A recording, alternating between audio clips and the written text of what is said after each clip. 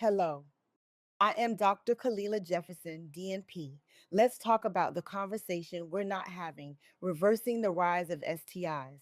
Let me start with a surprising reality.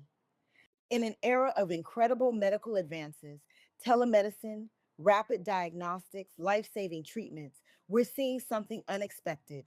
Sexually transmitted infections are rising again.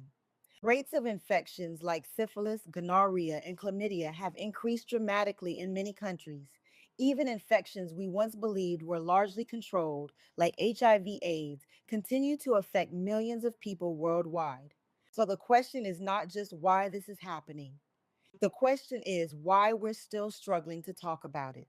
Because sexually transmitted infections are not just a medical issue, they're a communication issue.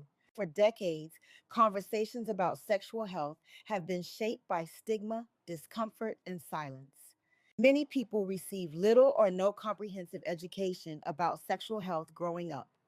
Others receive messages rooted more in fear or shame than in practical knowledge. And when people don't have accurate information, they fill the gap with assumptions. Assumptions about risk, assumptions about partners, assumptions about protection.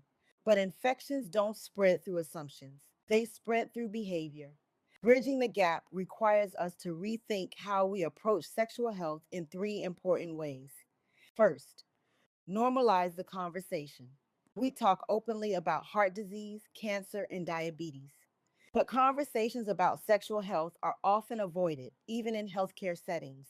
When we normalize routine testing, discussions about protection, and honest communication with partners, we remove the stigma that keeps people from seeking care.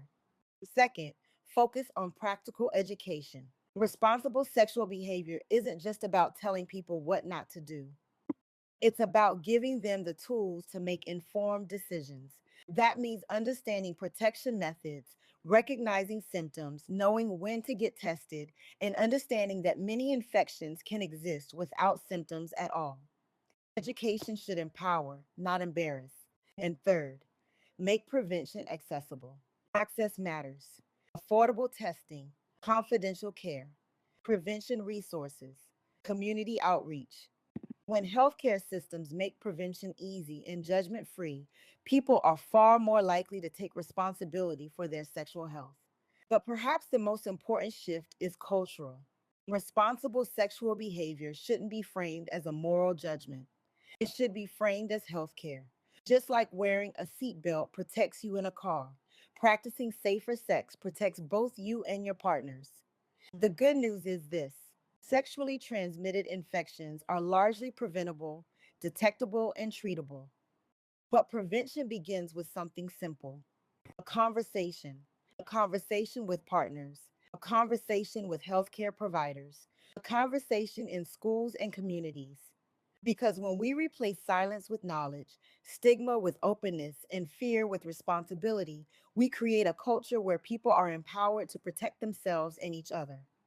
And sometimes the most powerful public health intervention isn't a new medication.